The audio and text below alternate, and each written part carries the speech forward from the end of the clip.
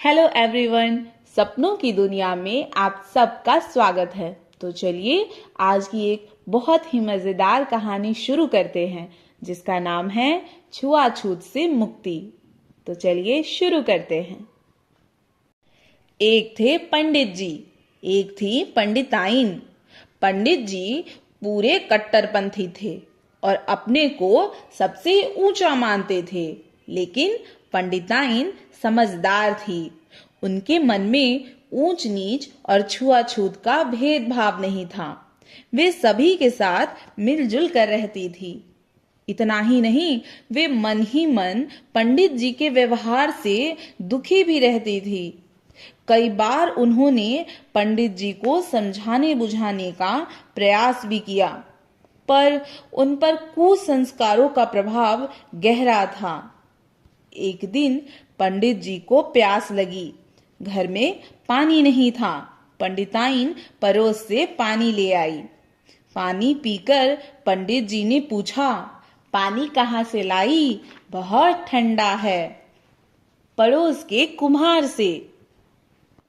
सुनते ही पंडित जी गुस्सा हो गए। कुम्हार के घर का पानी पिलाकर तुमने मेरी जाति भ्रष्ट कर दी। अब मैं क्या करूं? पंडिताइन ने निश्चय किया कि पंडित जी के मन से ऊंच नीच छूत अछूत के भूत को निकाल कर रहूंगी। शाम को पंडित जी भोजन करने बैठे। पंडिताइन ने सूखी रोटियां परोस दी। पंडित जी ने पूछा, कोई सब्जी नहीं बनाई? बनाई तो थी, लेकिन फेंक दी। जिस हांडी में पकाई थी वह कुम्हार के घर की थी।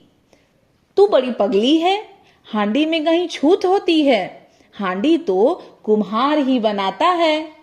यह कहकर बड़ी मुश्किल से पंडित जी ने 2-4 कौर खाए, फिर बोले, पानी तो ला। पानी? पानी कहाँ से लाऊं? बर्तन तो है नहीं। पानी भरकर लाती किसमें? घड़े कहाँ गए? वे तो मैंने फेंक दिए। कुम्हार के हाथों के बने थे ना। पानी नहीं है तो थोड़ा दूध ही दे दे। सूखी रोटी गले में अटक रही है, दूध में मसलकर खा लूंगा। दूध भी फेंक दिया। गाय को जिस नौकर ने दुहा था वह कहार है। हद कर दी। यह भी नहीं जानती कि दूध कहार या ग्वाले ही दूहते हैं। इनके दूहने से दूध में छूत नहीं लगती। आप क्या कहते हैं? मेरी समझ में नहीं आता कि छूत पानी में लगती है, दूध में नहीं। आपकी यह छूत कैसी है? पंडित जी के मन में आया अपना सिर फोड़ लूं या पंडिताइन का, पर वे पंडिताइन के बुद्धि के कायल हो चुके थे। इसीलिए शांत होकर बोले, भाई मैं दिन भर का थका मांदा हूं, तुमसे बहस करना नहीं चाहता। जा आंगन में खाट बिछा दे। खाट उसे बढ़ई के लड़के ने बुना था। मैंने सोचा आप तो उस पर सोएंगे नहीं, इसीलिए उसी को दे दी। चल दरी और चादर ही जमीन पर बिछा दे।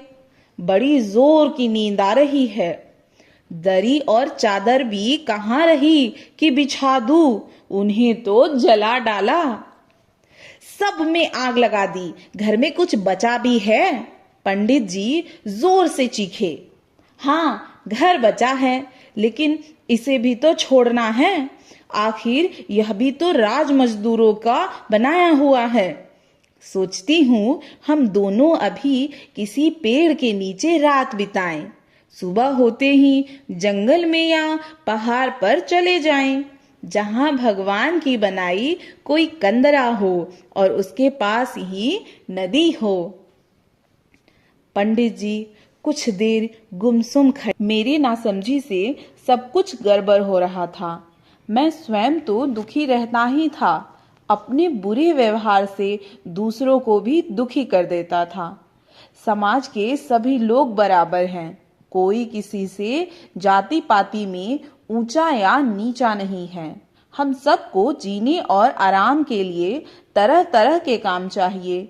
जिन्हें करके हम अपनी जीविका चलाते हैं और समाज की सेवा भी करते हैं। पंडिताइन, तुमने मेरी आंखें खोल दी। आज की यह कहानी इतनी ही। अगर आपको मेरी कहानी पसंद आई तो आप मेरे वीडियो को लाइक करें और मेरे चैनल को जरूर सब्सक्राइब करें।